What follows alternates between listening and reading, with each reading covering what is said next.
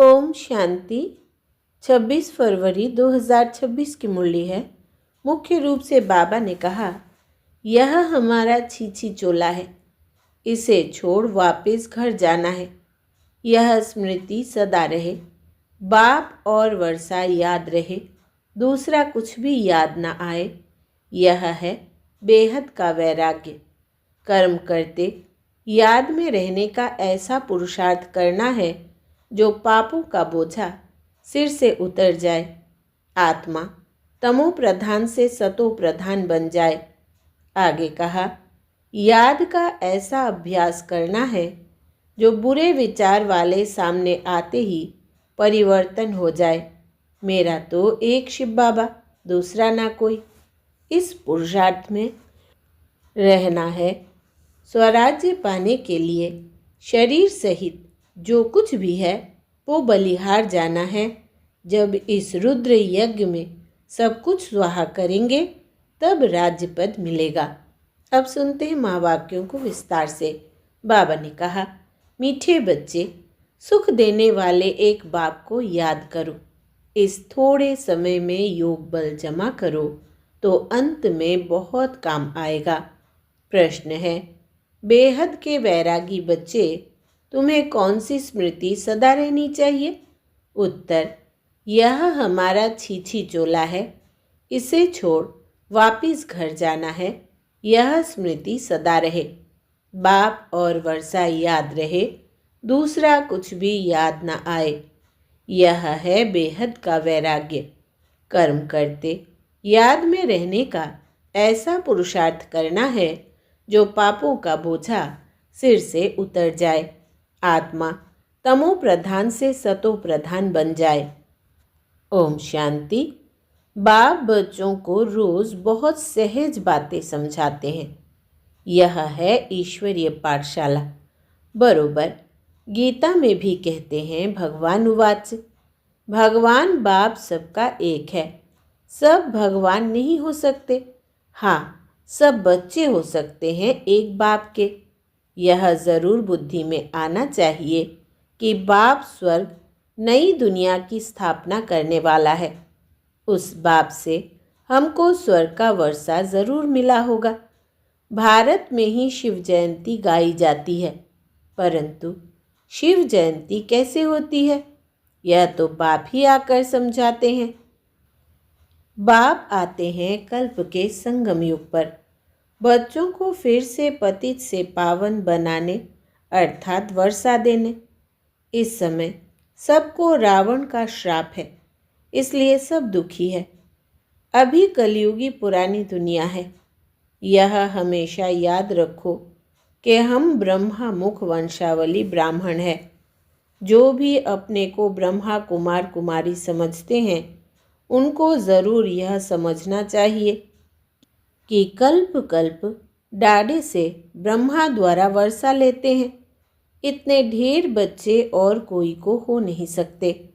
वो है सबका बाप। ब्रह्मा भी बच्चा है। सब बच्चों को वर्षा डाढ़े से मिलता है। उनका वर्षा है सतयुग की राजधानी।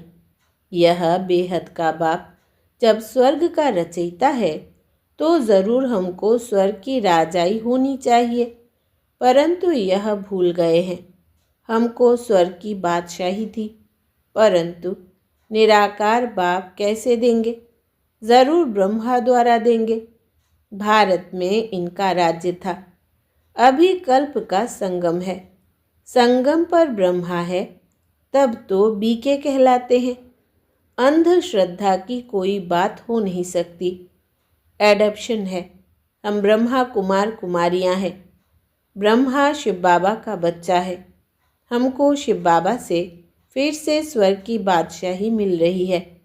पहले भी मिली थी, जिसको 5000 वर्ष हुए। हम देवी देवता धर्म के थे। पिछाड़ी तक वृद्धि होती रहती है। जैसे क्राइस्ट आया, क्रिश्चियन धर्म अभी तक है, वृद्धि होती रहती है। वे जानते हैं कि क्राइस्ट द्वारा हम क्रिश्चियन बने। आज से 2000 वर्ष पहले क्राइस्ट आया था। अब वृद्धि हो रही है। पहले पहले सतो प्रधान, फिर रजो तमो में आना है। तुम सतयुग में सतो प्रधान थे, फिर रजो तमो में आए हो। तमो प्रधान सृष्टि से फिर सतो प्रधान जरूर होती है। नई दुनिया में आदि सनातन देवी देवता धर्म था। मुख्य धर्म है 4। तुम्हारा धर्म आधा कल्प चलता है। यहाँ भी तुम उस धर्म के हो, लेकिन विकारी होने के कारण तुम अपने को देवी देवता नहीं कहलाते हो। तुम थे आदि सनातन देवी देवता धर्म के, परंतु वाम मार्ग में जाने के कारण तुम पतित बने हो, इसलिए अपने को हिंदू कह देते हैं। अब तुम ब्राह्मण बने हो। ऊंचे ते ऊंचा है शिव बाबा, फिर हो तुम ब्राह्मण। तुम ब्राह्मणों का ऊंचे ते ऊंचा वर्ण है। ब्रह्मा के बच्चे बने हो, परंतु वर्षा ब्रह्मा से नहीं मिलता है। शिव बाबा ब्रह्मा द्वारा स्वर्ग की स्थापना कर रहे हैं। तुम्हारी आत्मा अब बाप को जान गई है। बाप कहते हैं कि मेरे द्वारा मेरे को जानने से सारे सृष्टि चक्र के आदि मध्य अंत की नॉलेज समझ लेंगे। वो ज्ञान मेरे को ही है। मैं ज्ञान का सागर, आनंद का सागर, पवित्रता का सागर हूँ। 21 जन्म तुम पवित्र बनते हो, फिर विषय सागर में पड़ जाते हो। अभी ज्ञान का सागर बाप तुमको पतित से पावन बनाते हैं। कोई गंगा का पानी पावन नहीं बना सकता। स्नान करने जाते हैं, परंतु वो पानी कोई पतित पावन नहीं है। यह नदियाँ तो सतयुग में भी है तो कलयुग में भी है। पानी का फर्क नहीं रहता। कहते भी है सर्व का सद्गति दाता एक राम। वही ज्ञान का सागर पतित पावन है। बाबा आकर ज्ञान समझाते हैं, जिससे तुम स्वर्ग के मालिक बनते हो। सतयुग त्रेता में भक्ति शास्त्र आदि कुछ होते नहीं हैं। तुम बाप से वर्षा लेते हो सदा सुख का। ऐसे नहीं वहाँ तुमको गंगा स्नान करना है व कोई यात्रा करनी है। तुम्हारी यह है रूहानी यात्रा, जो कोई मनुष्य सिखला नहीं सकते। बाप है सब आत्माओं का बाप। जिस्मानी बाप तो अनेक है, रूहानी बाप एक है। यह पक्का पक्का याद कर लो। बाबा भी पूछते हैं तुमको कितने बाप है, तो मूंझ जाते हैं कि यह क्या पूछते हैं। बाप तो सबका एक होता है, 2-3 बाप कैसे होंगे। बाप समझाते हैं उस परमात्मा बाप को याद करते हो दुख में। दुख में हमेशा कहते हो हे परमपिता परमात्मा, हमको दुख से छुड़ाओ। तो 2 बाप हुए ना, एक जिस्मानी बाप, दूसरा रूहानी बाप, जिसकी महिमा गाते हैं। तुम मात पिता हम बालक तेरे, तुम्हारी कृपा से सुख घनेरे। लौकिक माँ बाप से सुख घनेरे नहीं मिलते हैं। जब दुख होता है तो उस बाप का सिमरन करते हैं। यह बाप ही ऐसा प्रश्न पूछते हैं, दूसरा तो कोई पूछ न सके। भक्ति मार्ग में तुम गाते हो बाबा आप आएंगे तो हम आपके सिवाय और कोई की नहीं सुनेंगे। और तो सब दुख देते हैं, आप ही सुख देने वाले हो। तो बाप आकर याद दिलाते हैं कि तुम क्या कहते थे। तुम जानते हो तुम ही ब्रह्मा कुमार कुमारी कहलाते हो। मनुष्य की ऐसी पत्थर बुद्धि है जो यह भी नहीं समझते कि बीके क्या है। मम्मा बाबा कौन है? यह कोई साधु संत नहीं है। साधु सन्यासी को गुरु कहेंगे, माता पिता नहीं कहेंगे। यह बाप तो आकर दैवी धर्म का राज्य स्थापन करते हैं। जहाँ यह लक्ष्मी नारायण राजा रानी राज्य करते थे। पहले पवित्र थे, फिर अपवित्र बनते हैं। जो पूज्य थे वे फिर 84 जन्म लेते हैं। पहले बेहद के बाप का 21 जन्म सुख का वर्षा मिलता है। कुमारी वो जो 21 कुल का उद्धार करे। यह तुम्हारा गायन है। तुम कुमारियाँ हो, गृहस्थी नहीं हो। भल बड़े हैं लेकिन मर्जीवाबन सब बाप के बच्चे बच्चियाँ बने हैं। प्रजापिता ब्रह्मा के ढेर बच्चे हैं और वृद्धि को पाते रहेंगे। फिर यह सब देवता बनेंगे। यह शिव बाबा का यज्ञ है। इसको कहा जाता है राजस्व यज्ञ, स्वराज्य पाने का यज्ञ। आत्माओं को बाप से स्वर्ग के राज्य का वर्षा मिलता है। इस राजस्व अश्वमेध ज्ञान यज्ञ में क्या करना है? शरीर सहित जो कुछ है वो बलिहार करना है अथवा स्वाहा करना है। इस यज्ञ से तो तुम फिर राज्य पाएंगे। बाप याद दिलाते हैं कि भक्ति मार्ग में तुम गाते थे कि हे बाबा, आप जब आएंगे तो हम बलिहार जाएंगे, वारी जाएंगे। अब तुम अपने को सब ब्रह्मा कुमार कुमारियां तो समझते हो। भल रहो अपने गृहस्थ व्यवहार में, परंतु पावन रहना होगा। कमल पुष्प समान अपने को आत्मा समझो। हम बाबा के बच्चे हैं, तुम आत्माएं हो आशिक। बाप कहते हैं मैं हूँ एक माशूक। तुम मुझ माशूक को पुकारते रहते हो। तुम आधा कल्प के आशिक हो, जिसको परम पिता परमात्मा कहा जाता है। वो निराकार है। आत्मा भी निराकार है जो इस शरीर द्वारा पाठ बजाती है। भक्ति मार्ग में भी तुमको पाठ बजाना है। भक्ति है ही रात, अंधियारे में मनुष्य ठोकरें खाते हैं। द्वापर से लेकर तुमने ठोकरें खाई है। इस समय महादुखी हो गए हो। अब पुरानी दुनिया का अंत है। यह पैसा आदि सब मिट्टी में मिल जाना है। भल कोई करोड़पति है, राजा है, बच्चे पैदा होंगे तो समझेगा यह धन हमारे बच्चों के लिए है, हमारे पुत्र पोत्रे खाएंगे। बाप कहते हैं कुछ भी खाएंगे नहीं।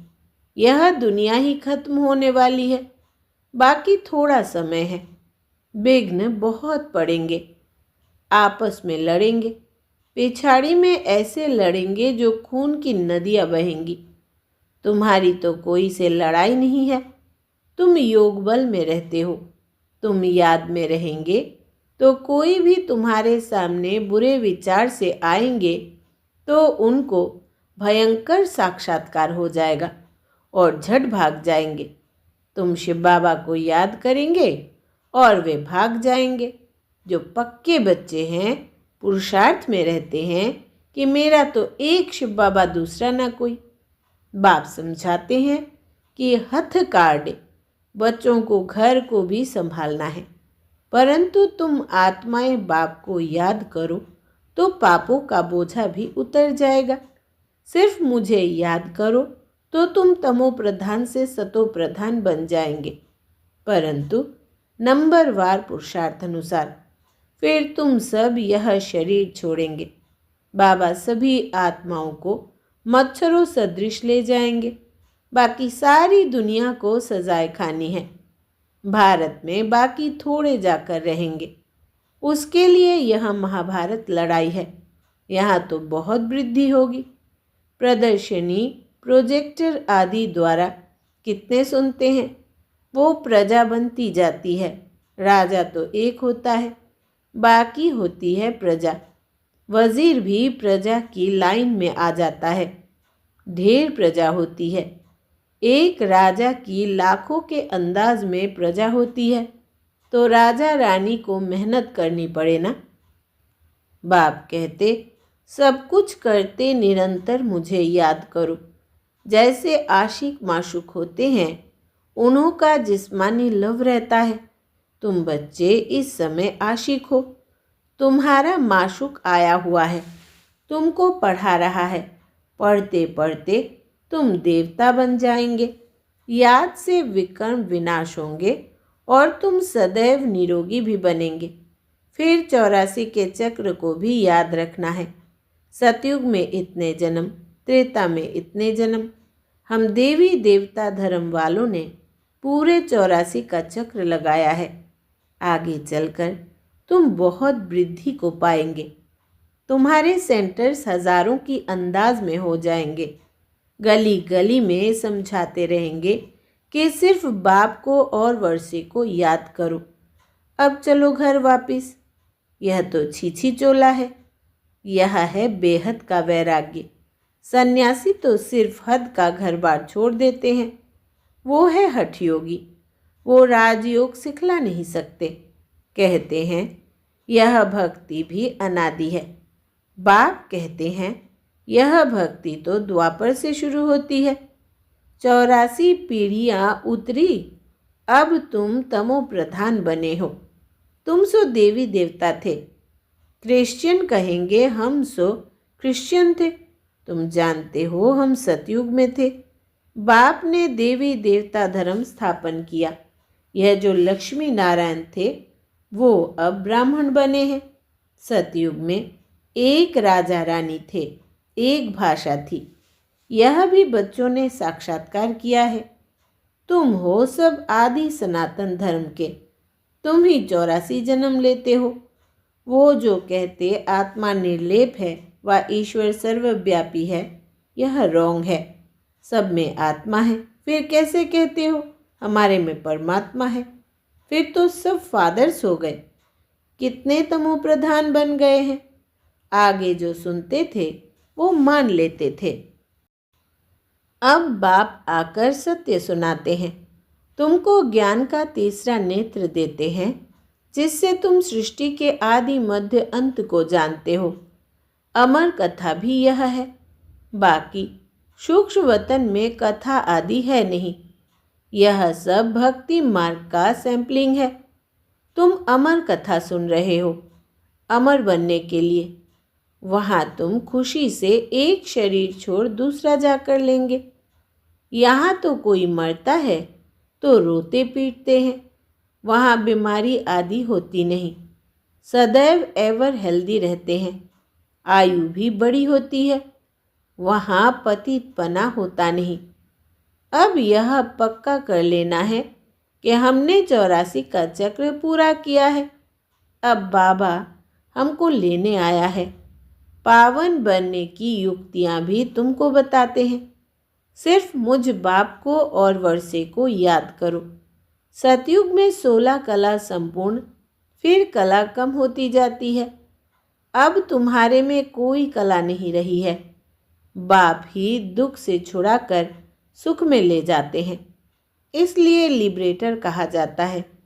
सबको अपने साथ ले जाते हैं। तुम्हारे गुरु तुमको साथ थोड़ी ले जाते हैं। वो गुरु चला जाता है तो चेला गद्दी पर बैठता है।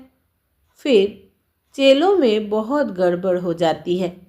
आपस में गद्दी के लिए लड़ पड़ते हैं। बाप कहते हैं मैं तुम आत्माओं को साथ ले जाऊंगा।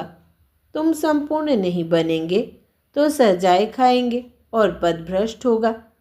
यहाँ राजधानी स्थापन हो रही है। अच्छा, मीठे मीठे सिकिलधे बच्चों प्रति माता पिता बाप दादा का याद प्यार और गुड मॉर्निंग। रूहानी बाप की रूहानी बच्चों को नमस्ते। हम रूहानी बच्चों की रूहानी माता पिता बाप दादा को याद प्यार, गुड मॉर्निंग और नमस्ते बाबा नमस्ते। धारणा के लिए मुख्य सार। पहला, याद का ऐसा अभ्यास करना है जो बुरे विचार वाले सामने आते ही परिवर्तन हो जाए। मेरा तो एक शिव बाबा, दूसरा ना कोई। इस पुरुषार्थ में रहना है। दूसरा, स्वराज्य पाने के लिए शरीर सहित जो कुछ भी है वो बलिहार जाना है। जब इस रुद्र यज्ञ में सब कुछ स्वाहा करेंगे तब राज्य पद मिलेगा। वरदान है आज का। सहन शक्ति की विशेषता द्वारा दूसरे के संस्कारों को परिवर्तन करने वाले दृढ़ संकल्पधारी भव। विस्तार है। जैसे ब्रह्मा बाप ने ज्ञानी और अज्ञानी आत्माओं द्वारा इंसल्ट सहन कर उसे परिवर्तन किया, तो फॉलो फादर करो। इसके लिए अपने संकल्पों में सिर्फ दृढ़ता को धारण करो। यह नहीं सोचो कि कहाँ तक होगा, सिर्फ थोड़ा पहले लगता है कैसे होगा, कहाँ तक सहन करेंगे। लेकिन अगर आपके लिए कोई कुछ बोलता भी है तो आप चुप रहो, सहन कर लो, तो वो भी बदल जाएगा। सिर्फ दिल शिकस्त नहीं बनो। स्लोगन है, संगम पर सहन कर लेना, झुक जाना, यही सबसे बड़ी महानता है। संगम पर सहन कर लेना, झुक जाना, यही सबसे बड़ी महानता है। ये अव्यक्त इशारे एकता और विश्वास की विशेषता द्वारा सफलता संपन्न बनो। बाप दादा चाहते हैं कि बच्चों की पहले साथियों में, सेवा में, वायुमंडल में एकता हो, फिर एक बल, एक भरोसा, एक मत हो, तब सेवा में सफलता मिलेगी। जैसे नारियल तोड़कर, रिबन काटकर उद्घाटन करते हो, ऐसे एक मत, एक बल, एक भरोसा और एकता की रिबन काटो और फिर सर्व के संतुष्टता, प्रसन्नता का नारियल तोड़ो। यह पानी धरनी में डालो, फिर देखो सफलता कितनी होती है। अच्छा, ओम शांति।